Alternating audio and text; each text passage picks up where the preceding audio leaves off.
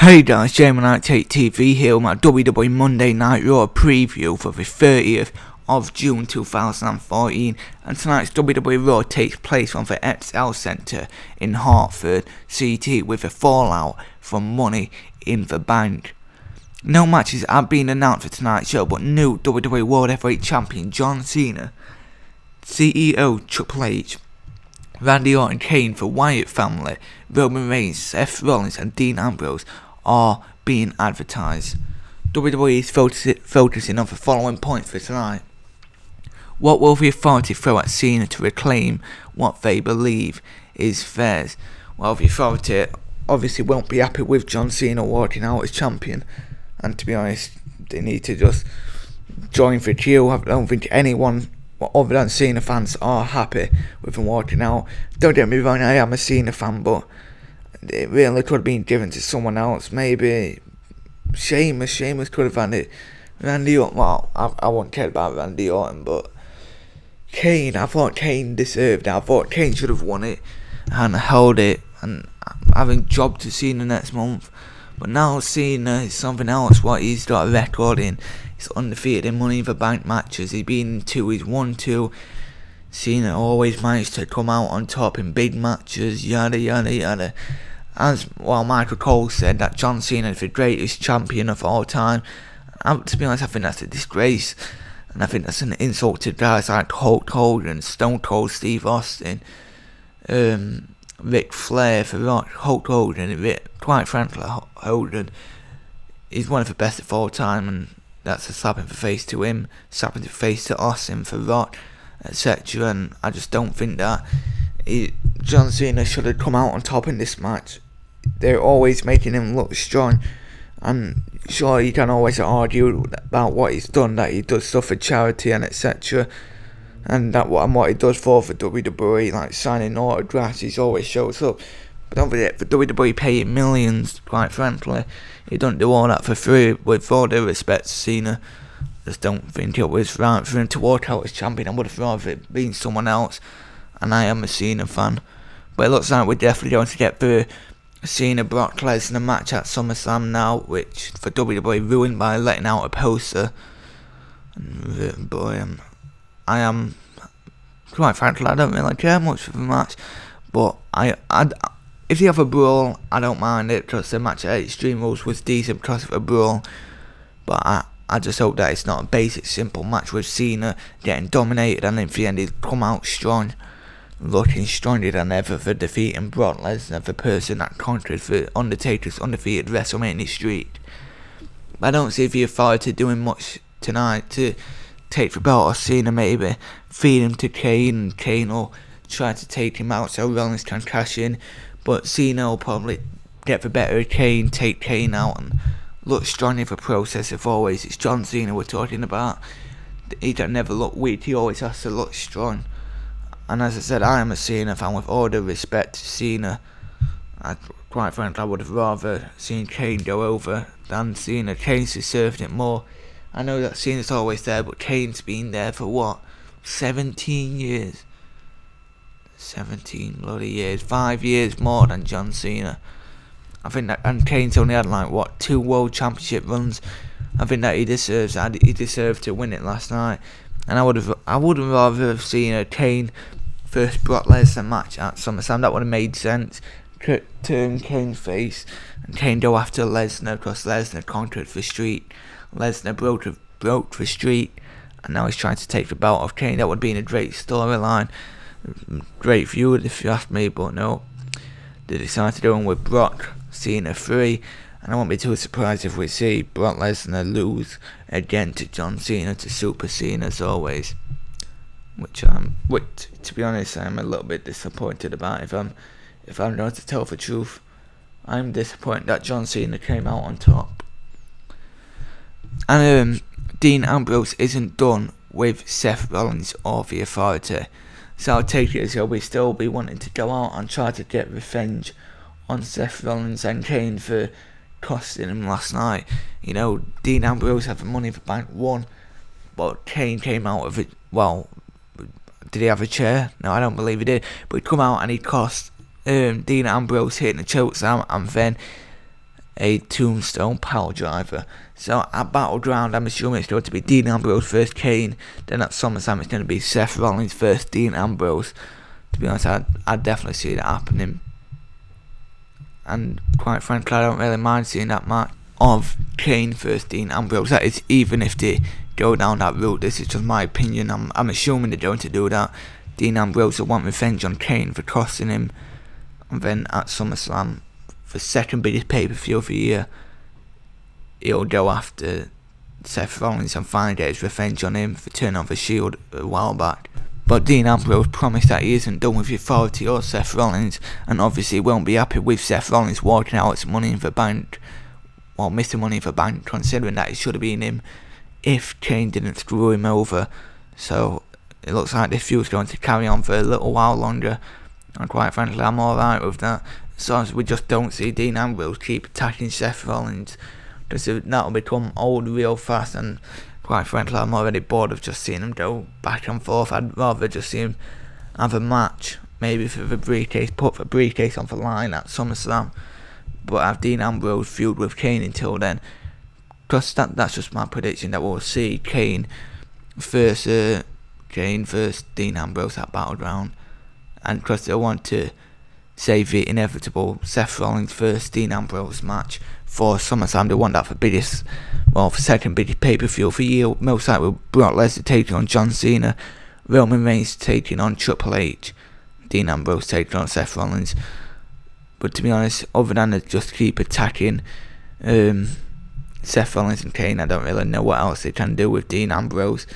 But he said he's not done with the authority, so I don't know what else we're going to see, to be honest. The last time Dean Ambrose and Kane took each other on a pay-per-view, Dean Ambrose actually won by count out on Kane. But I don't think that they'll give the Seth Rollins first Dean Ambrose match at Battleground. As I said, I think they'll save it for the second biggest pay-per-view of the year, which is SummerSlam. They'll go all out then, with Lesnar taking Kane, Reigns taking Triple H, and even Dean Ambrose taking Seth Rollins. But with Kane costing Dean Ambrose the Money in the Bank, I believe that we're definitely setting up the match between them two. And I'd be shocked if they give the match away at Battleground, if they give away the Dean Ambrose vs Kane match. To be honest, I'd rather see at SummerSlam. I'd rather see it go all out at SummerSlam for Dean Ambrose vs Seth Rollins match. So I'm assuming that with Dean Ambrose not being done with the authority at Battleground, Triple H will stick Kane to try and take out Dean Ambrose.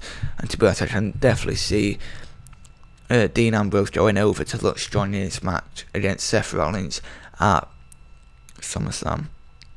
Are Stardust and Goldust seeking for WWE Tag Team titles? Well, I remember reading on Dirt Sheet a while back that if Goldust and Stardust get over, that there's talks of putting WWE Tag Team titles on them at SummerSlam. To be honest, I don't think I'd rather see that. I'd rather see just a match between Cody Rhodes and Goldust with a heel Cody Rhodes. I mean, that's what everyone wants to see. They've been wanting that since, what, WrestleMania 27? And since they defeated Ryback for the second time, I'm assuming that they're most likely going to go for the tag team titles, which, if they do, they most likely win. And I don't think that they should defeat the Usos. If the Usos can defeat the Wyatt family, surely they can defeat Goldust and Stardust. It's just Cody Rhodes, obviously. Cody Rhodes and Goldust just the same as usual, except Cody Rhodes has just got a new gimmick, same wrestling ability, same everything. So if they win for tag team titles against the Wyatt family, not the Wyatt family, the Usos, then to be honest, I don't really think that's right, considering that they couldn't beat the Usos with just Goldust and Cody Rhodes. So why should they be able to beat them with Goldust and Stardust? Quite frankly, it don't make much sense to me. And I'm hoping that we actually see just Cody Rhodes just stuff it, take the whole Stardust gimmick, get rid of it, and just completely just goes out and turns on Goldust. Quite frankly, I can't wait for the Goldust and the Cody Rhodes match, if we will ever see it. I think that we should. Everyone wants to see it, including myself. Been waiting for about 3 or 4 years for the match, and I think it's about time they offensive delivery for a match. Everyone wants to see it. Just give it us instead of trying to ruin Cody Rhodes by giving him a shitty little Stardust character. But hey, I'm judging it, but I'm wrong. They should give it more time. It might turn out better than what they thought. And I'm assuming that Goldust and Stardust are going to go after the tag team championship, as they've been undefeated since Cody Rhodes became the Stardust gimmick. So as I said, I'm assuming that they will go after the tag team titles, but they'll have to go through the likes of the White Family, or have the White Family fall to the bottom of the queue, with them being defeated by the Usos in a pretty epic match. I thought it was a great match. But Goldust and Stardust undefeated since he becomes Stardust, defeating Ryback on 2 separate occasions. I'm assuming that will put them above Ryback, so in a chance for the WWE tag team titles. Will Big E make another attempt to defeat Rusev? I'm pretty sure the feud's over between the two now. They've had 2 matches at Payback and at Money in the Bank, with Rusev defeating him twice. 2 pretty decent matches, to be honest. I think that Rusev needs a new competitor. It's obvious that Big E can't beat him now. So turn Jack Swagger face. I think it's pretty obvious it's time for him to turn face. I mean, him and Seb Coulter got on the list of deportation who they want to deport the likes of Kofi Kingston, Santino Marella, guys like that. So quite frankly, I think that Jack Swagger should just turn face right now. He's trying to, he's insulting America, and obviously Jack Swagger and Seb Coulter shouldn't be happy about that, turning face and have him go after the Bulgarian Brute and try to take him down. I think that's what needs to happen. I hope that does happen. I'm a massive fan of Jack Swagger. I'm a fan of Rusev. Swagger needs to turn face and go after Rusev, if you ask me. The feud between Rusev and Big E needs to end now. With all the respect to Big E, he just can't beat him. He's tried on 2 separate occasions, with Rusev winning both. But I'm not dissing the matches. The matches was pretty awesome. The match at Money in the Bank was better than the match at Payback, if you ask me.